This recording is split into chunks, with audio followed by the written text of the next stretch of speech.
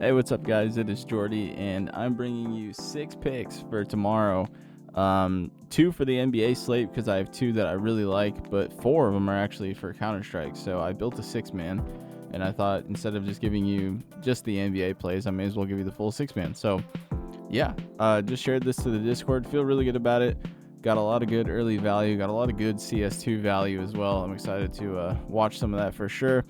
I'm going to get some sleep here in a little bit. Got to be up a little bit early, but yeah, it is 3 o'clock in the morning, so I'm already up early as it is. So yeah, we're riding that caffeine high right now, and I'm going to bring you guys these plays really quick. So if you don't mind, if you appreciate me staying up late to try to get you guys some value, getting out of bed because I found plays I liked, and giving you the value here, please do me a huge favor and like and subscribe to the channel. That would be awesome. I really do appreciate it. So yesterday we had a pretty solid day. If you guys flexed it, if you're stupid like me, you definitely didn't flex it. But the dunk slip I brought you guys, like I was saying, I liked all of these. The fact that Jared Allen was being guarded by Trey Lyles and he couldn't get us 2 dunks is pretty criminal. A lot of you faded the Jared Allen dunks. I realized in the head-to-head he didn't get it done. So, I mean, there's some correlation there. Obviously, he just doesn't do well dunking on Sacramento. I thought with no Sabonis that surely he could have got it done, but it was just a tough one, man. So he could not get that done for us. Paulo Banchero eked it out in the last couple minutes of that game. But Tari Eason was sweat-free. Nick Richards was sweat-free. Şengün was sweat-free. Jalen Duren was a little bit of a sweat until the very last quarter.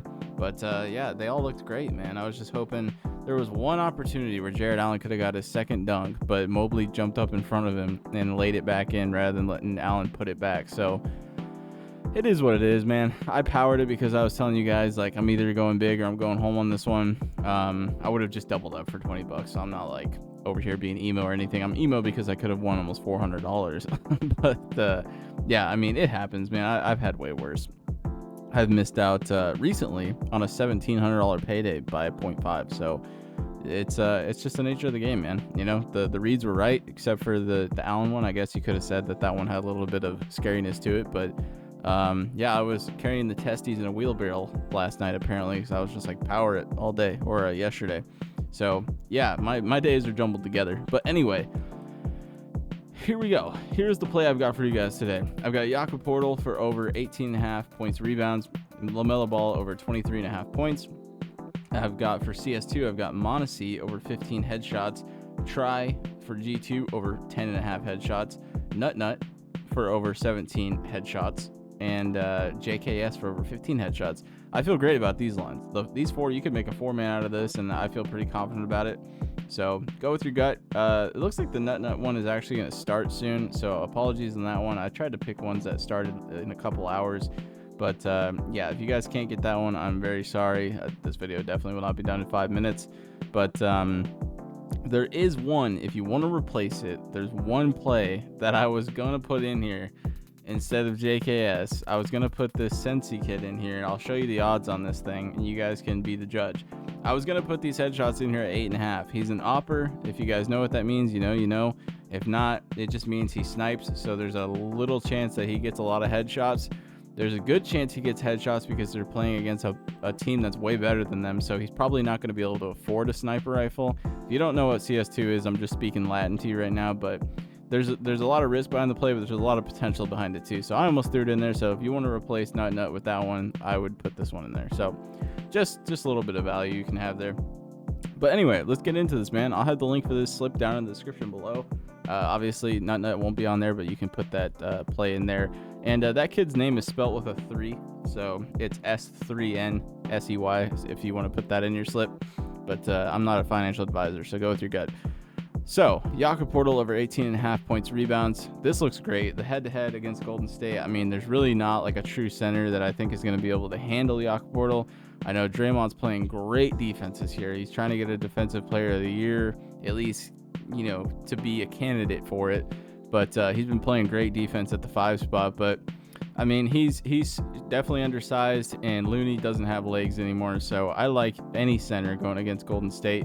Tough matchup point-wise. 10th in points allowed to centers, but 26th in rebounds allowed. He's absolutely murdered this in all 3 head-to-heads against them recently. And he's been healthy again. He's playing his 25 minutes a game, and he's looking dang good. I mean, 19 points on 8 rebounds, 21 points, 17 points, 16 points. Like, the dude has just been a monster. So 18.5 PR, it looks really good on him. So going to be taking that for the over. If we take a look at this, his regular points, let's see here. I thought I had this pulled up. His regular points are super juiced to go over 10.5, minus 136, but I'm on the PR at a minus 120. They actually don't like it to go over. So go with your gut on this, but I've got it locked in at 18.5. I think that's a steal. So go with your gut. You can take the points if you want, but he gets a ton of rebounds.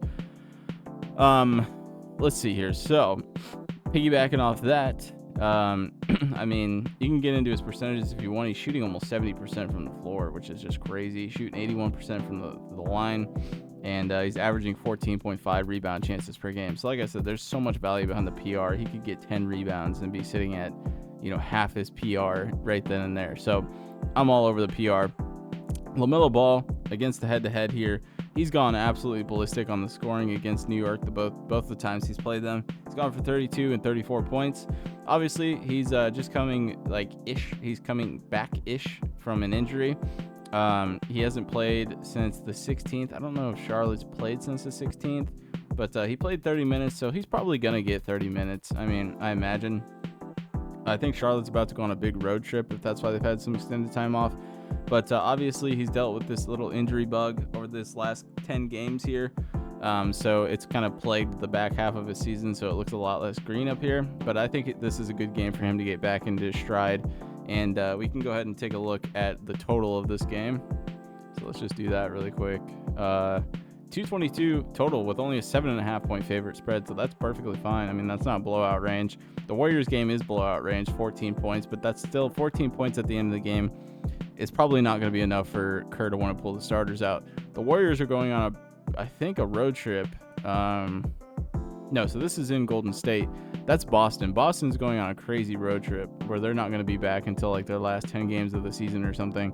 But that stuff matters. I mean, these guys are flying, and they're playing a bunch of games, a bunch of minutes.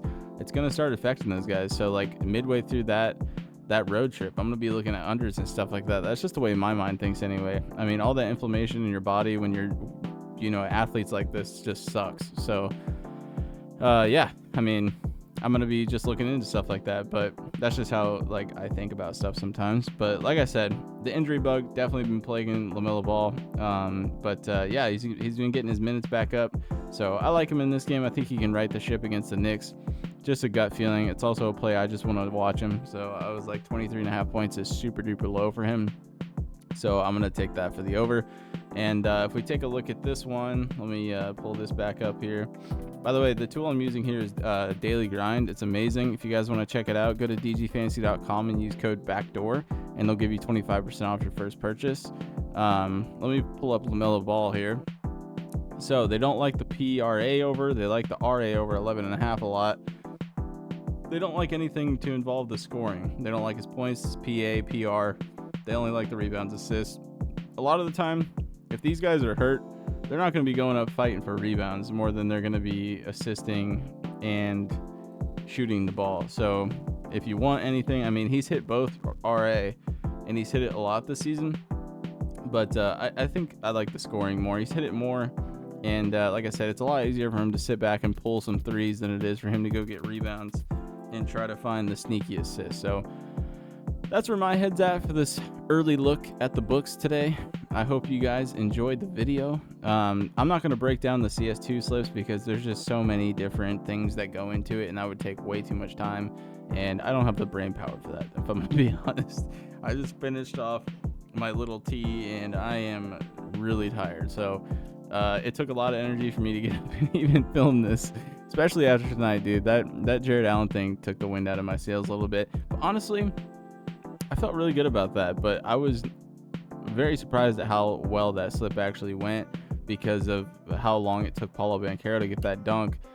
For me, because I didn't flex it, right? So if you flexed it, you're like, oh my God, like I just doubled up for literally dunks. But for me, I was like, it's power or nothing because I just want to hit it. But I was really excited. I was like kind of just coasting through. I was looking at it. I was like, okay, it's doing pretty good. I was like, Nick Richards is there. And then I was like watching Jared Allen like a hawk for those last 5 minutes that he came in at the fourth quarter. But he didn't play like much at all in the fourth. But anyway, I hope you guys have a blessed night. I will catch you tomorrow. And I'm sure we'll put out something for BDFS. But if the board populates more tomorrow and we can't get around to it, I'll definitely put some more picks out for you guys tomorrow. So thank you very much for watching. Like the video, please. And subscribe, please. God bless you. Thank you. See you guys in the next one.